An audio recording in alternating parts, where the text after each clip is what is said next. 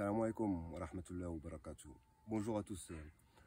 Donc on reprend la vidéo. Donc on a abordé différents sujets. Donc on a abordé les engrais essentiels.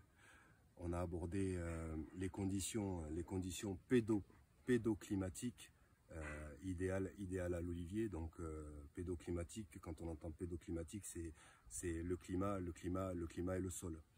Donc les régions en altitude, le sol riche et profond, le climat, sachant que la picoline peut résister à des climats assez faibles. Donc c'est les conditions idéales et optimales pour avoir un bon produit et un sol irrigué. Ensuite, on a parlé de l'amertume. Donc l'amertume, la matière saine et riche du produit. Là aujourd'hui, je vais vous proposer de parler de l'ennemi de l'olivier et c'est cette fameuse oxydation. L'oxydation, qu'est-ce que c'est? C'est tout ce qui est relatif à la présence d'oxygène ou un organisme extérieur qui va venir s'attaquer à l'olive. Donc pour ça, dans notre période de suivi et de traitement, donc il y a les engrais qui vont être apportés et aussi il y a la bête noire. La bête noire, c'est les ravageurs.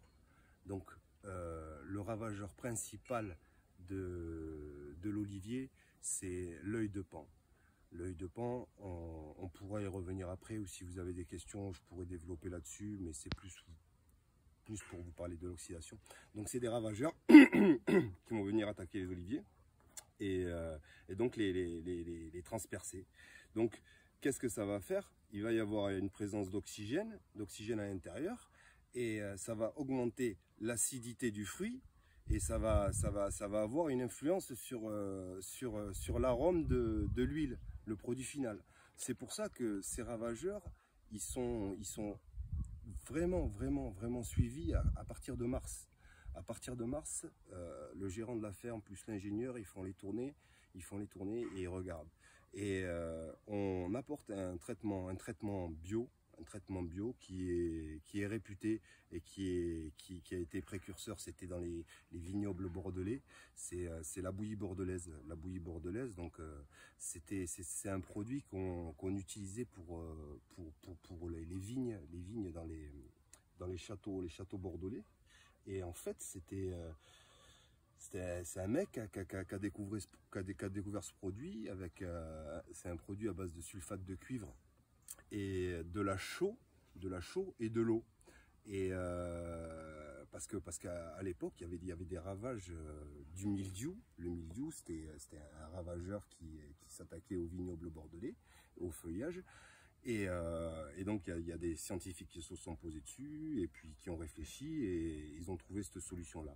Et effectivement, la bouillie bordelaise, c'est le traitement optimal qui va nous éviter d'avoir cet œil de paon, donc de perdre notre fruit, de perdre notre récolte, parce que ça fait des ravages. Donc c'est l'œil de paon. À partir d'avril, il va y avoir des traitements préventifs et c'est un traitement bio, donc il n'y a pas de souci de ce côté-là. Et ensuite, à partir d'avril et les chaleurs, on commence à avoir des développements, la mouche. Donc tout ça c'est suivi, et donc ça provoque ça provoque pour l'œil de paon, ça donne des taches noirâtres sur les feuilles, et ça vient s'attaquer aux fruits. La mouche, elle vient s'attaquer directement aux fruits. La teigne, pareil. Donc c'est le traitement qu'on fait. Et là, alhamdoulilah, on touche du bois, là, les olives sont saines. Donc l'oxydation, présence d'oxygène. Donc élément essentiel à suivre, pas de présence d'éléments extérieurs. Alors là, l'oxydation, c'est du fruit jusqu'au pressoir. C'est pour ça que nous, on privilégie pas les pressoirs à l'ancienne.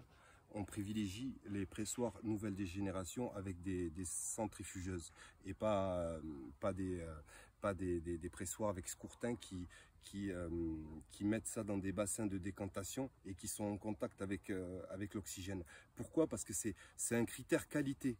L'huile, elle est bonne, mais nous, comme je vous disais, on vise l'exceptionnel. En Italie, ils sont dans cette gamme-là. En Grèce, ils sont dans cette gamme-là. Et donc, on tape l'extra vierge, parce qu'il y a 3 catégories d'huile d'olive. Il y a l'extra vierge, la vierge et la raffinée. Donc, nous, on tape l'extra vierge, et cet indice d'acidité, c'est l'acidité qui fait l'huile extra vierge, qui doit être inférieure à 0,8%. Elle est due à cette oxydation. Donc plus on diminuera la présence d'oxygène dans notre processus de réalisation de l'huile, plus on se rapprochera de la qualité. Donc on a commencé l'année dernière, on vous a procuré une huile extra vierge, parce qu'après c'est suivi au laboratoire, prise d'échantillons, le pressoir, nous on a nos conditions, il s'adapte à nos conditions. Et puis voilà pour l'oxydation. J'espère que j'ai été assez clair, mais il faut vraiment limiter la présence d'oxygène durant tout le processus de suivi, de récolte et de pressage jusqu'à l'huile d'olive. Voilà, et éliminer tout contact. Voilà, merci.